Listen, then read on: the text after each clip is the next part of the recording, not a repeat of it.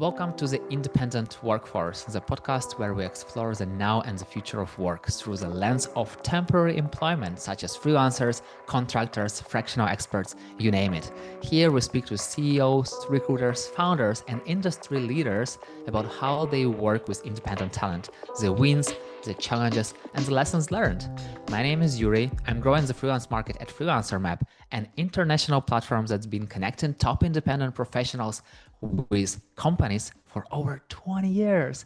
And my guest is Josh Jennings, a freelance talent partner at IO Associates, helping consultancies and clients and platforms build high-impact Databricks teams with top freelance experts fast, with no compromise on quality or compliance. So welcome, Josh. Thank you. Good to be here. Super happy to talk to you, and usually use a little bit of egoistical approach. Super happy to learn from you.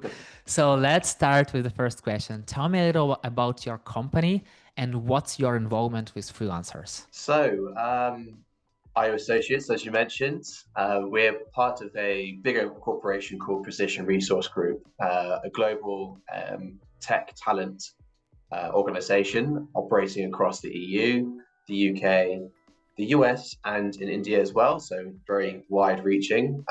We cover a lot of different sectors in private, public sectors, but my role within our Munich base of operations, as you mentioned, very much working with Databricks experts in the communities across Germany, Austria, and the wider DACH region, and connecting them with really exciting projects and helping organizations as well solve pretty complex problems with no compromise, highly compliant solutions in engaging, the wonderful world of freelancing. How do you usually find and select freelancers for your clients? So we use a few different platforms. I would say the freelancermap is our go-to. It's the platform of choice for identifying the best kind of local experts. A lot of what our clients look for is the sort of German speaking element, particularly when they're trying to communicate with stakeholders. I think there's a high expectation around that. But we use the traditional channels, LinkedIn as well, Xing, and on occasion as well. So we don't have any. We don't prejudice which platform we use. We always want to find the best in whatever means. I learned it from freelancers that if there is a great project on a platform and they apply to it in like 3 hours, there is close to zero chance to really go to this project because there are so many applications. And I believe that when you post a project, do you have what is the volume of application you usually receive? That's a great question. So I think it very much depends on, what platform you're on, really. I think LinkedIn would be the obvious answer here where, multiple billions of users that are currently using the platform to find opportunities. And there's also, no limit to geographical locations. So you will find that, there will be, you will fill up against it with applying on LinkedIn. Platforms like freelancermap and Xing, for example, that are very specific to, the DACH region and Germany, mainly, we tend to find that applicants or those expressing interest in the project tend to be highly relevant, and we don't tend to get as many apply because I would say that freelancermap is considered a more specialized platform in that respect. Not less of a applying to a job, more of a I'm really interested in that project, sort of platform. So that's kind of how I would differentiate the two. But I would say, if you feel like you're a bit up against it, you're probably utilizing LinkedIn more so. So for example, if you got like 10 applications, how do you decide which freelancer to present to a client? Well, we talk to them first. It's for me in particular, just working with Databricks experts, and Databricks hasn't been around for a long time either, so there aren't hundreds of them about. So I tend to be quite, forward when it comes to that. If you're an expert in Databricks, I want to speak to you, and likewise with my colleagues who are, looking after the Snowflake areas or looking after different skill sets. It works in very much the same way. But ultimately, it starts with a conversation. It starts with really understanding the work that they've delivered, their true value as a freelancer, and extracting all of that information on a really kind of detailed qualification call ultimately.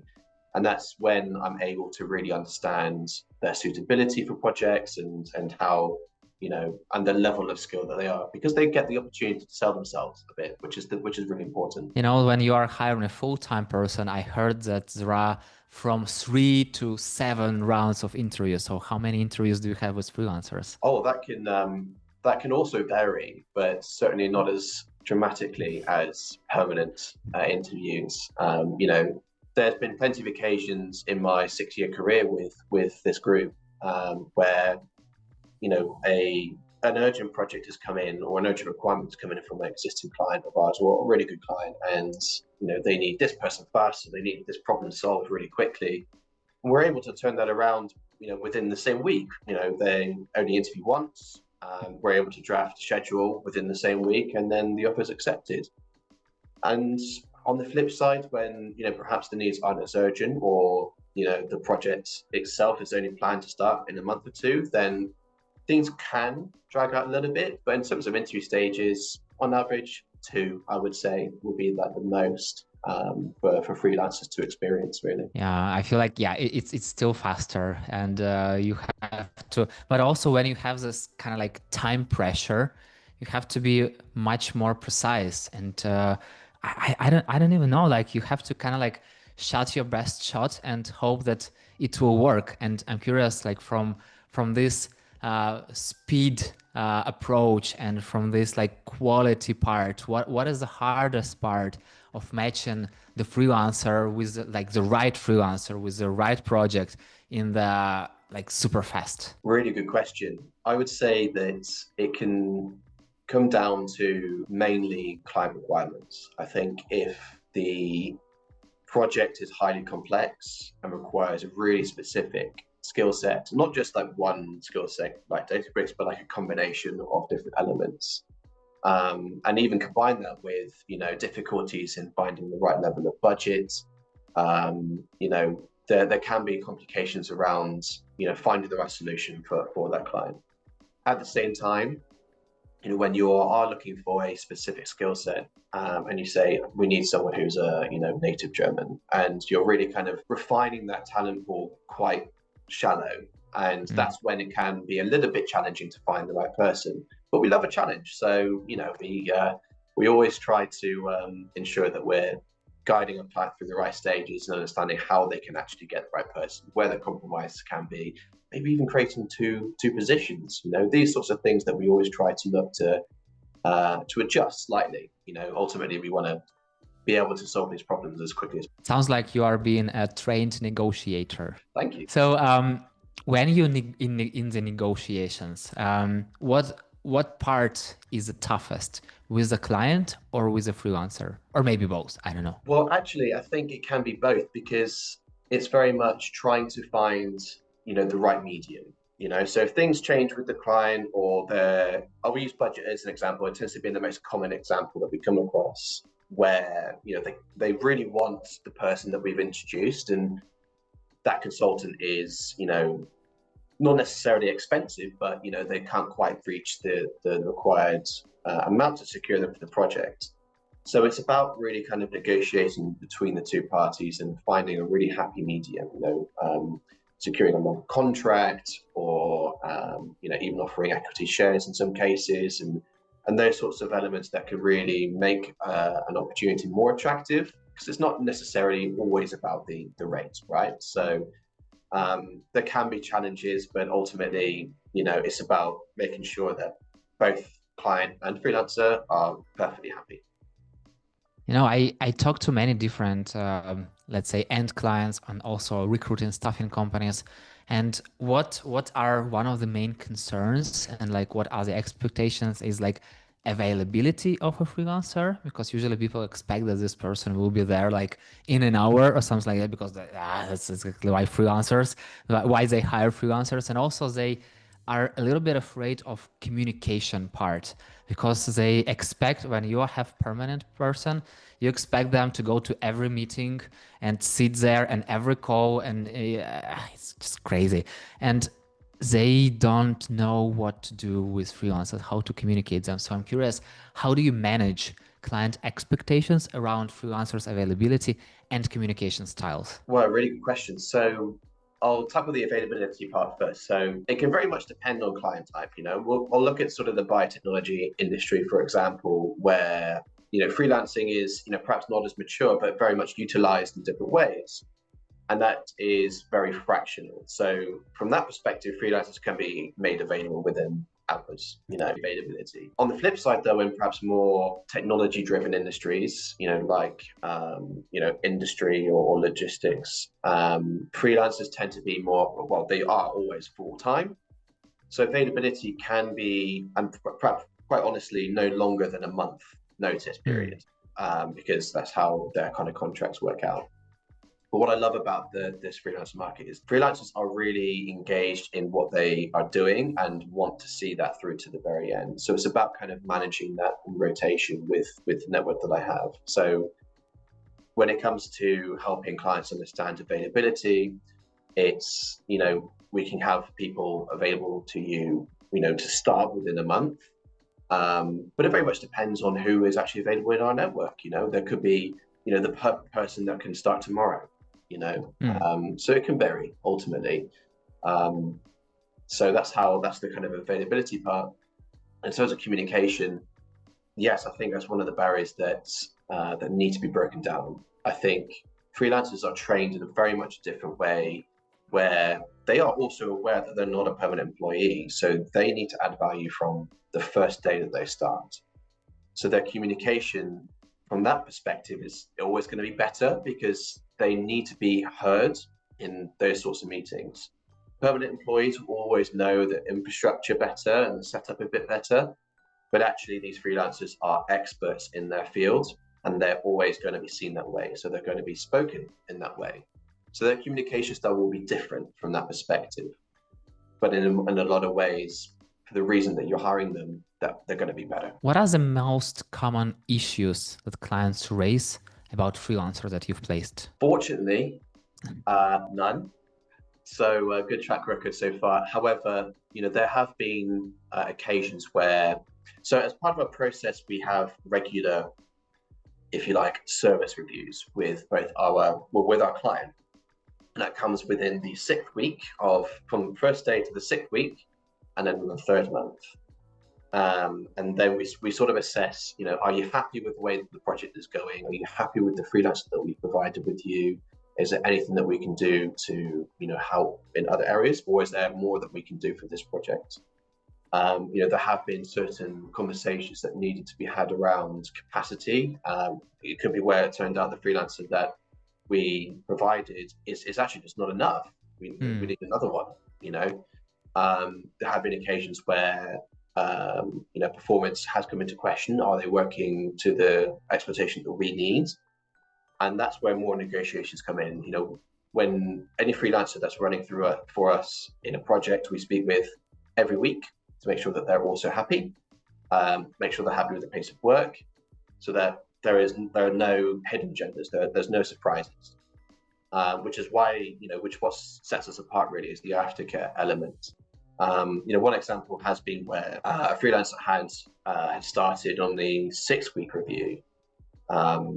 They were experiencing a bit of personal turmoil, which impacted their performance in the project. Now that kind of management of that conversation with the client had to be, carefully, organized.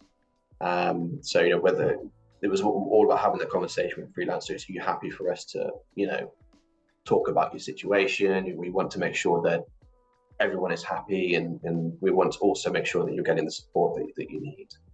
And we ended up having a conversation with the client saying, talking about the situation in some detail. And they ended up having a face-to-face, within their office, having a coffee. From then on, things changed. When he felt like he had the support, that was it. And I think that proves another point, is that freelancers can be treated as employees. Even if they are self-employed, they're part of your organization. They're part of an important project.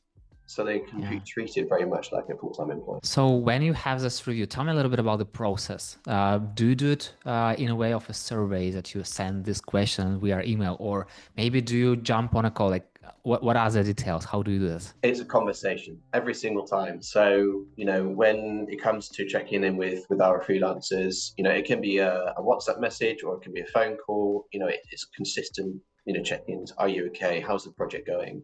With our clients, it's, we're on either on a face-to-face or an online meeting. We're talking about how they're finding the pace of the project, performance of the freelancer. It's very kind of specific questions around how they found our service and the service of our freelance.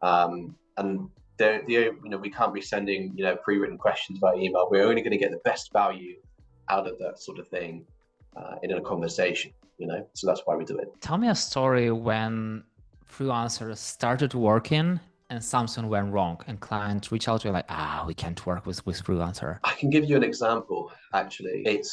It kind of worked out in a way that it was left to the parties kind of parted way on level ground. I'm going to kind of make that point clear, is that it turned out that the freelancer was hired for a specific project. They were behind on the implementation that they needed to do. It's actually a startup as well, which in a startup world, there are increased time and cost pressures because you need to almost appease your venture capital investors, and you've got a lot more to think about. And they were behind on one of their main milestones, and that was modernizing their lakehouse. And the freelancer they took on, perfect for the role, but they actually ended up it wasn't actually the executive team that hired them. It was a team lead. Again, all the right people that were taking them on, but the executive team had a different view on freelancing. Perhaps that was because they were in a startup. Never really understood why in full detail, but ultimately they kind of came to head, unfortunately, at some point. Freelancer, of course, not happy, which we don't like. We want to make sure our freelancers are happy. The team lead was kind of caught in the middle of it as well, so he was probably a little bit shaken by the experience, but ultimately did end up speaking to the executive team and understood that freelancing for their company in particular, their investors just weren't going to like that because it's not an investment value, because they're not seen as like growth or anything like that. So at that time for them, it was just not right. So I think there was a bit of an internal turmoil, which then the freelancers got caught up in a bit. But having the conversation with everybody on the call, we were able to kind of level things out and say, no problem, we can help you find someone permanent if you need, but we'll put that freelancer somewhere else. So it turned out okay. What did you learn from this situation? I think it's really important to make sure that we're getting all the right people in the conversation in the same room. So team lead was more than the right person to speak to about the needs of the project. In fact, they're probably the person to speak to because they're so involved with the needs of the project. But actually, in reality, we need to be talking to more key holders. We need to be speaking with the wider business, particularly with a startup with, like I say, different and increased pressures. And those sort of pressures are managed much higher up. So, I think in hindsight, if you like, speaking to, the board would be, would have alleviated any of those concerns to begin with, and never would have had that experience with that freelance. This episode of The Independent Workforce is brought to you by freelancermap, the home of freelancing. Whether you are looking to hire top freelance talent fast or a freelancer ready to find your next big project, freelancermap connects the right people with the right work. No endless job boards, no guesswork, just direct access to verified experts and opportunities across the globe. Visit freelancermap.com and start building your next success story today. What criteria or skills are for you when you're searching for a freelancer? I mean, let's say their tech stack is perfect, they have amazing working experience, but something just isn't right. What is it? What is this criteria? It's almost an untouchable one. It's a good question, actually, because a freelancer can really look amazing, on paper, from the projects they delivered, their technology experience, but it is that one thing that you can't quite touch on. I do think it's how they communicate. And you almost kind of want to sort of picture them in a room with really key senior stakeholders that are ultimately spearheading different initiatives and are really important to the work that they're doing. And if that feeling is that they aren't quite at that level of communicating to really C-suite or board member executives, then you want to sort of be able to make sure that you're matching them for the right project. Again, from that perspective, though, I think it very much depends on client requirements. If it very much is a traditional deep engineering role, then communication with stakeholders, it's probably not as important, really. But when looking at a more lead or senior position, you want that kind of extra layer of communication style. Did you have this when a freelancer has like good writing skills and like it's not really hard, especially with ChatGPT, to like go into messaging and like do all the reports, everything they need. But when you jump on a call, they can't just connect words. Fortunately, no. I think there has been times where it's German to English translations have come across, and which is fine because English is not their first language quite often, right? So I'm perfectly fine with translating and writing. But I've not had that experience where English has been really tricky to speak, which is great because that just shows the utility of freelancers, right? They have to be prepared for any situation.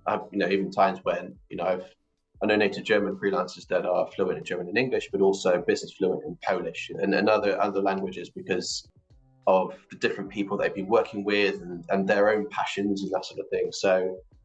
But ultimately, no, I think English has been not been an issue from my perspective. I talked to like end clients, those who are like hiring freelancers for their projects themselves, and it's like one of the biggest blockers is compliance. And I know that like huge corporations are not even working with freelancers one-on-one. They always use some intermediary, someone in between who helps them to deal with compliance. So I'm curious, how do you ensure compliance for freelancers you place with clients? So we are quite meticulous with that. So when we are engaged with the project and it's something that's quite important, right? I mean, it's always important to ensure compliance anyway, but we ask the right questions. We ensure health and liability insurance, the right tax number, that they're actually recognized as a self-employed consultant in Germany as well.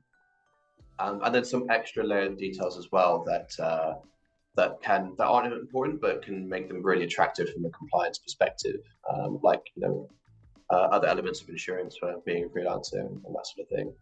And we also have our own internal contractor care team as well. So our compliance, finance, and accounting and contractor care team consists of around 15 people. So we have like quite a large internal operations team that look after a lot of the compliance side of things, and they're extremely experienced in doing so, which is great. What about this part when you are dealing with payments? So it's very interesting moment because once again, I know that if from freelancer side there is like a big payment window, and usually. Okay, not usually, but sometimes it can take up to finally get the money for the project that you've done a month ago. So how do you manage payments and invoicing for freelancers? It can be tricky to navigate sometimes, but we are always upfront with our payment schedules. So, for example, from the moment we invoice, it could be a 14 or 30-day payment term. So we give like an actual due date. We offer different variations of consolidated invoicing as well. So if it was an engagement over 3 months and they wanted to pay the whole invoice at the end of 3 months, that can be possible. Or if it's just monthly invoices, we can be flexible around that. But ultimately with our clients, like I said, we set up payment schedules. And we have an accounts team that, provide them with reminders about upcoming payments and any that are overdue. So we're very communicative with that, very open with that. And with our freelancers, we always ensure that they get paid. That's important. And we're also very open with, ensuring that we're getting paid as well for them to get paid. It's all connected, of course. So I think the crucial message here, though, is transparency, from the very beginning. You talked about insurance. I heard the word insurance. So I'm also curious, is indemnity insurance is a big question when you hire a freelancer? Yes. More liability, I think, but indemnity does come into question sometimes. It's one of those extra layers that can be added on for freelancers that, again, make them more attractive from a compliance perspective. Because, our clients want to make sure that they're covered at every stage, So when engaging a freelancer, they want that confidence that freelancer knows that they're responsible for what they need to, they've been hired to do. And in a lot of our schedules, it details that if our freelancer is unable for whatever reason to carry on the work, but still want to retain responsibility to the project, they can find someone else to do it, and it's their responsibility to do that, as an example. In a lot of ways, we can help with that, of course, but we want to make sure that our clients feel safe when hiring freelancers. How do you measure the success of freelancers' engagement for both sides, for end client and for... Well, project completion is probably the first sign. But I'd say measuring success is part of our service review that we do every 6 weeks and every 3 months, or the 6 weeks and the third month. And we measure that success by simply just talking, how is the project going? What's the pace of it like? What's the next milestone? Are you looking to say to achieve that? And if they say, yeah, we're going to be early on this milestone, success, big tick. And if it's the opposite, then, we've had that conversation and we'd be ready to mitigate any concerns or issues.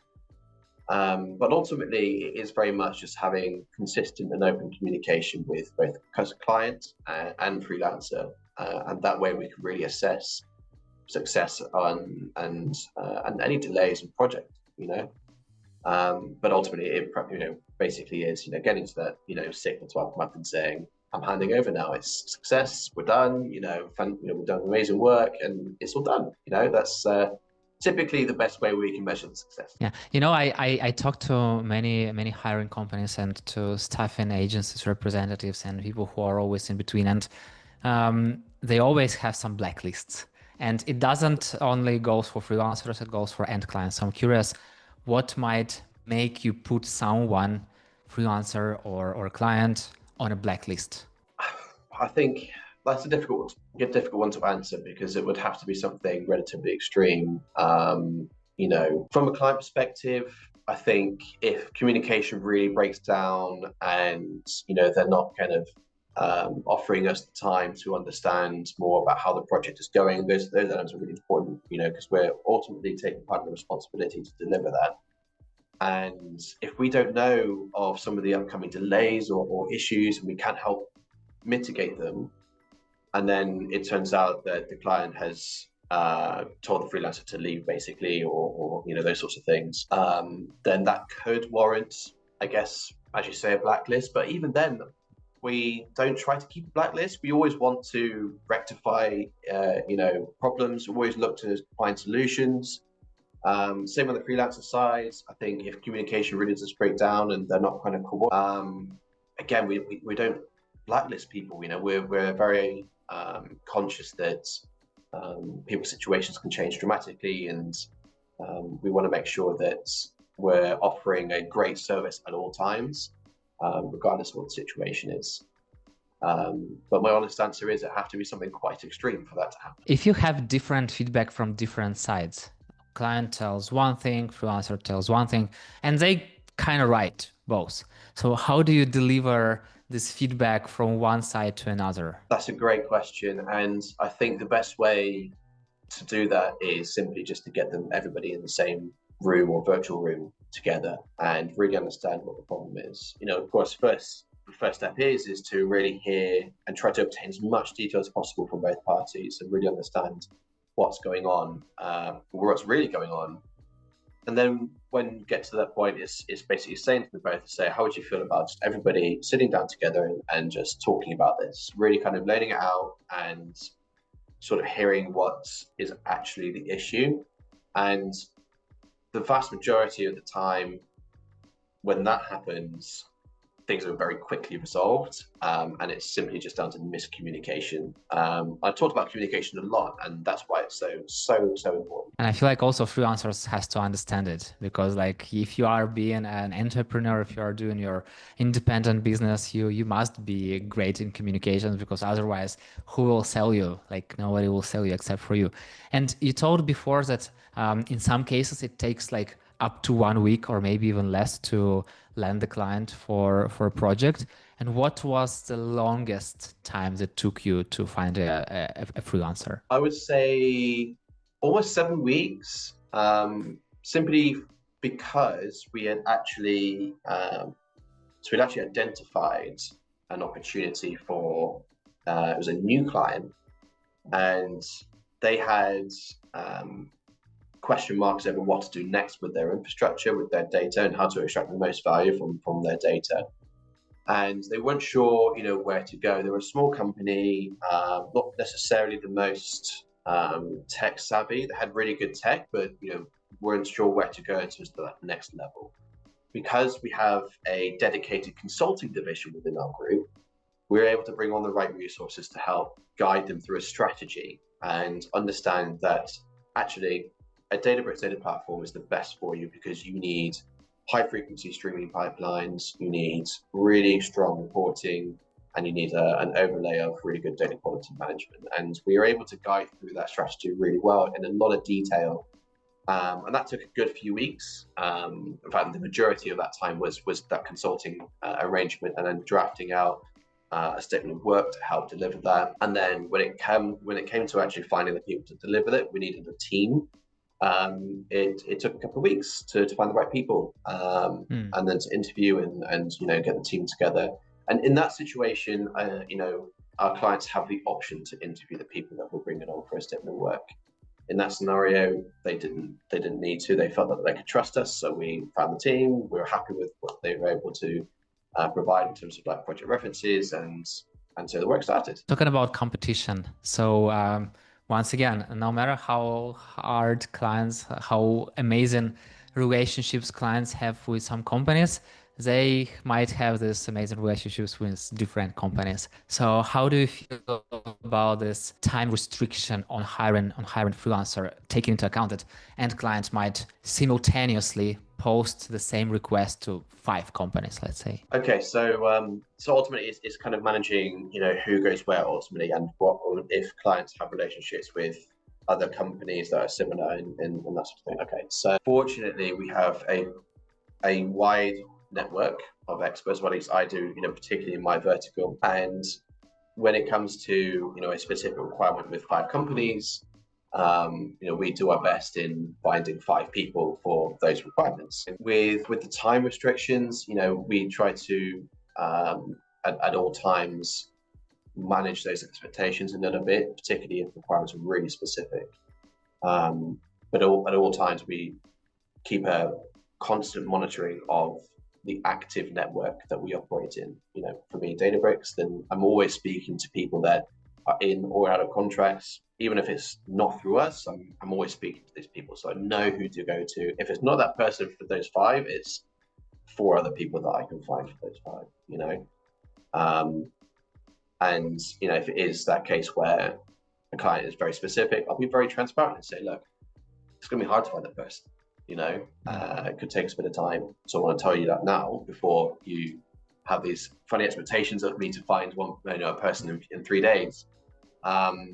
So again, the transparency piece comes in, transparency and communication. So coming back through some blockers or some things that we were discussing during this conversation. So it was compliance, it was communication, it was speed. And also it was one more thing it was that I missed. Oh my God, it just slipped out of my mind. So all those blockers that are still in place of companies hiring freelancers. So if you could remove just one barrier to smooth freelancer collaboration, what would it be? I think from our client's perspective, it's 2 things.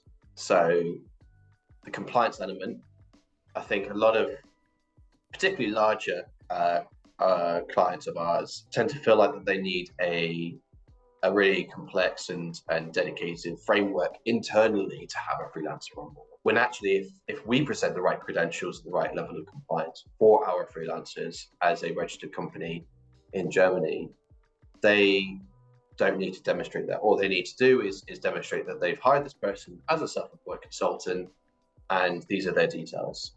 Ultimately, that's all it takes. And then the second thing I would say, which kind of ties in well with the compliance side of things, almost the culture barrier of engaging a freelancer. And it very much is kind of breaking down those initial apprehensions or hesitations in finding a freelancer or engaging a freelancer because it's complicated, or we're scared that we're going to get bitten by tax or employment law. And actually, it's much simpler than that. It's where we can demonstrate our own compliance for us as a company and for our freelancer who's also business to business, things can change for our customers very, very, very quickly. And it becomes much easier, surprisingly, for a lot of people, as I found out. From your perspective, what is one mindset shift that companies and people on the hiring side or have to change in order to get the most benefits from working with freelancers? To get the best out of working with a freelancer, it's understanding what you need. So if the need is, I need to get from A to B in this project, or I need someone to come in and extract all of this data for us because it's really complicated and we don't have the manpower for it. Once you understand what you truly need, then you understand who you need to find. And making that connection means you're able to get the most out of that particular freelancer, because not only are they there to do a specific task for you, but they're also specialized in that specific task as well. And the other thing I would say as well is just allow them to do what they're best at. You don't need to monitor them like you would in a permanent team, because they are an expert in their field and they know exactly what they're doing. If they don't, they'll tell you. They'll tell you, I'm not sure about this. It's not within my area of specialism. Consider them a T-shaped consultant. They're really specialized in and deeply involved in what they are experts at, but they're very good at communicating across all levels.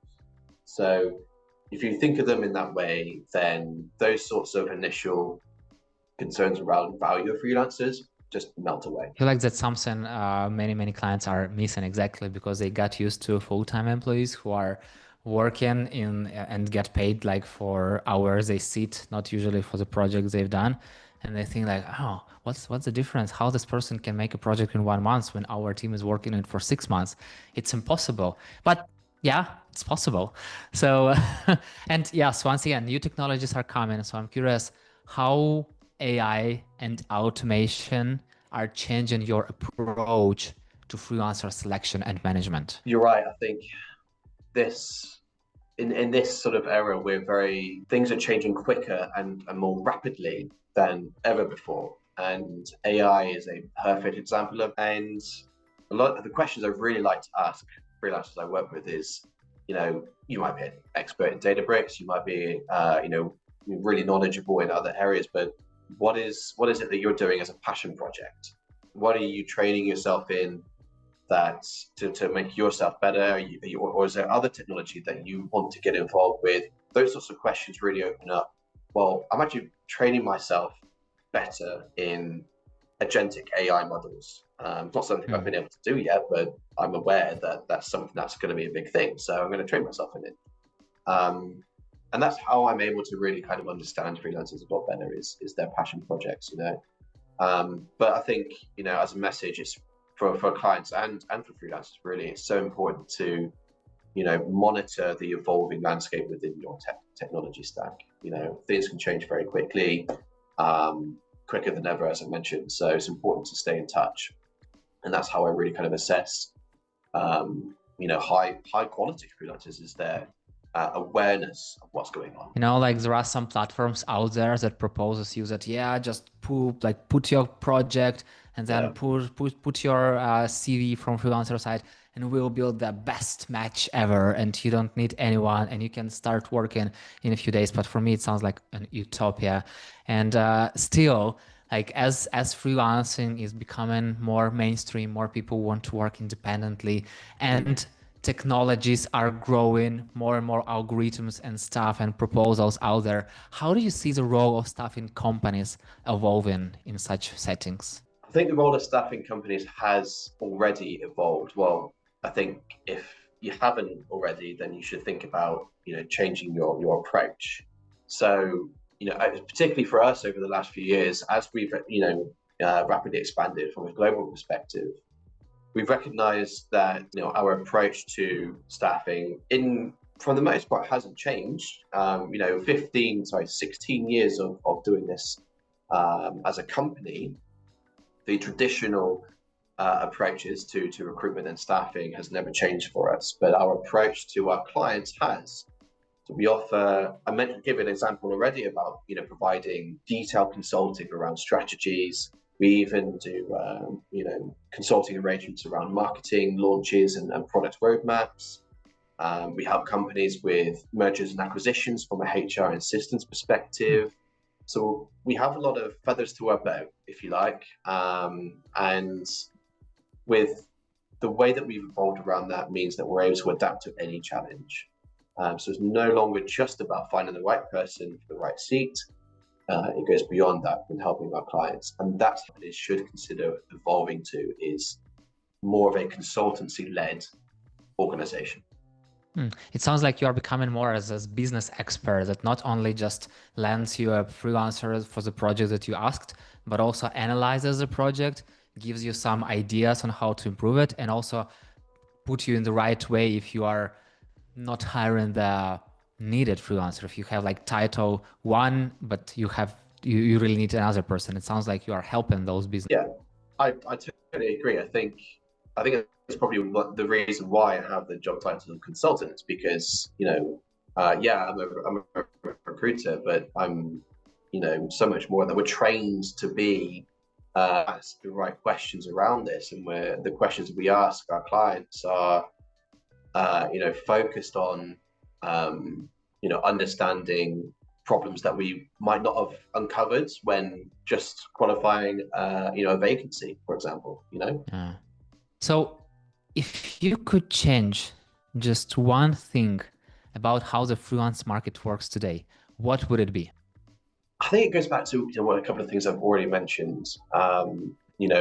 The one thing that is probably worth highlighting is that the demand for freelancers has, always been really high, but actually there is becoming a more limited number of freelancers now, combined with, an aging population, but with also younger people not going through vocational training and, becoming experts in certain fields and that sort of thing. It's kind of presented a very kind of limited opportunity to engage freelancers from that perspective. And from a younger professional perspective, I encourage, people to look to consider freelancing.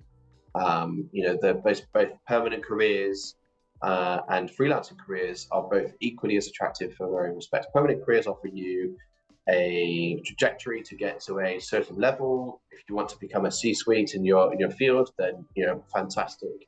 Freelancing gives you the opportunity of flexibility. You earn great money. You also get the opportunity to work on loads of different projects, loads of different types of companies, engage with loads of different types of people. So there's so many different benefits, and I think it's very much around understanding that freelancing has always been a really specialist profession. The availability of freelancers is changing, so the time to act is now. Let's say that. Josh, I wish to have the sky is the limit, but time is the limit to our conversation. And I feel like you've already answered a little bit this question, and still, what advice would you give to a company considering hiring freelancers for the first time? Okay, so if it's your first time hiring a freelancer, or you're kind of stuck with options on, you've tried to solve a certain problem for, a few attempts, or there's a complex project that you have no idea about, a freelancer could be a great opportunity. And the best advice I can give you, if you are unsure of where to start, unsure of how to look for the right person, then ask ask someone like me, ask a specialist in the area, someone who speaks to freelancers every single day, someone who knows how this particular profession works and how you can extract the most value out of that. We have the luxury of using multiple platforms to find the right people and connect the right people to the right projects, and just use the resources around you. I think that's what's important. Look outside of your box. Yeah, Josh, thank you so much for this conversation. We went through ups and downs of working with freelancers, and not just freelancers, but also jumped a little bit into the client's cuisine, how it works from their side, and especially why it's super important to have an expert on your side who knows how to deal with freelancers, who knows this freelance market, especially when you're starting working for the first time with them. So thank you so much for sharing your experiences. Thank you, Yurii. It's been great. Thank you so much for your time. It's been really good. And yeah, see you on the freelance world. And for listeners, thank you for joining us on this episode of the Independent Workforce. I hope you've taken one step closer to working smarter with freelance talents. If you enjoyed this conversation, subscribe to learn even more and share it with your colleague. And remember, the future of work is now.